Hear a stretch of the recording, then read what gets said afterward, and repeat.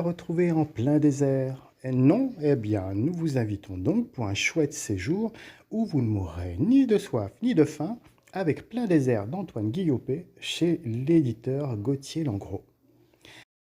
Bienvenue en plein désert, si tant est que l'on puisse se sentir vraiment comme chez soi en plein désert. Et pourtant, c'est la vie de quelques hommes et de quelques femmes. Pour nous, lecteurs de la ville, pour profiter d'un paysage aussi ardent que le désert de sable, il nous faudrait croiser un groupe de nomades bienveillants et profiter de leur halte à la fraîcheur d'une oasis devant un bon thé à la menthe. Cet album, que raconte-t-il? Nous nous attarderons un peu avant sur la couverture, sur les tons très chauds, si lumineux. L'horizon de l'illustration jouera déjà de mirage. Le visage d'un nomade voilé par les dunes se profilera. Nous serons donc finalement peut-être un peu exaucés pour notre invitation en plein désert. Pour le début d'histoire, l'auteur Antoine Guillopé nous remplacera à la sortie des classes. Non, vous n'aurez pas la berlue, une classe du désert, une petite fille qui est attendue à sa sortie par son papa. Le retour durera la fin de journée, nous verrons même le soleil se coucher avant nous. Pourquoi ce papa vient-il chercher en personne sa fille?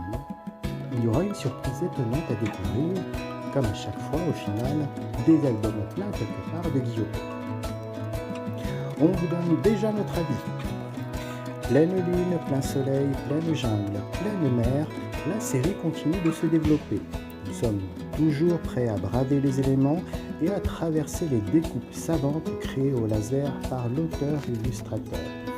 Nous serons encore sur le registre du beau livre et toujours sur celui conducteur de la série du thème du voyage et des cultures. Nous profiterons de nouveau des couleurs, en prendrons plein les yeux avec des jeux d'ombre et de lumière.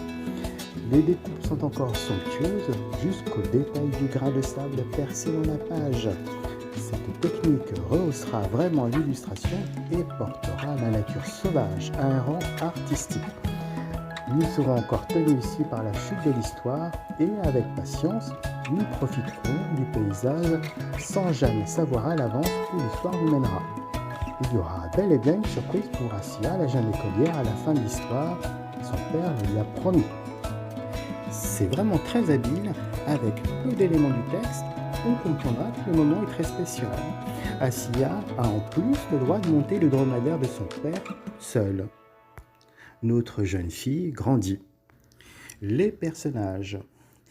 La présence à la sortie des classes, comme dit, du père ne semblera pas être une habitude et nous sentirons Assia se poser beaucoup de questions. Cette surprise nous sera familière et l'idée nous plaira déjà. Antoine Guillopé transposera pour nous une tranche de notre vie ordinaire dans un autre contexte moins urbain que le nôtre. Nous rêverons avec Assia qui se sentira vraiment très bien.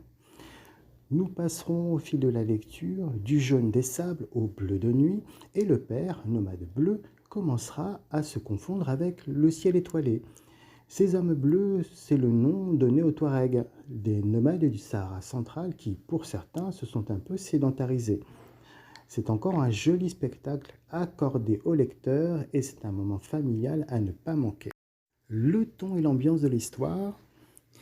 Nous aurons, grâce à cette histoire, en tête ces séries d'émissions documentaires toutes bien faites et surprenantes sur la scolarité à travers le monde. Vous savez bien, vous connaissez probablement les chemins de l'école autour du monde. On y voyait des enfants traverser, pour certains, des jungles et des rivières pour aller à l'école la plus proche, qui était souvent à des kilomètres.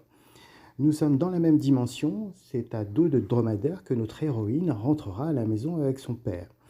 En quelques minutes, vous, jeune lecteur, seriez rentré pour le goûter. Eh bien ici, la nuit tombera et le chemin semblera très très long. L'instruction semble se mériter parfois quand l'accessibilité est difficile. L'album inspirera de la chaleur, malgré les soirs de grande bleue et de fraîcheur figurée.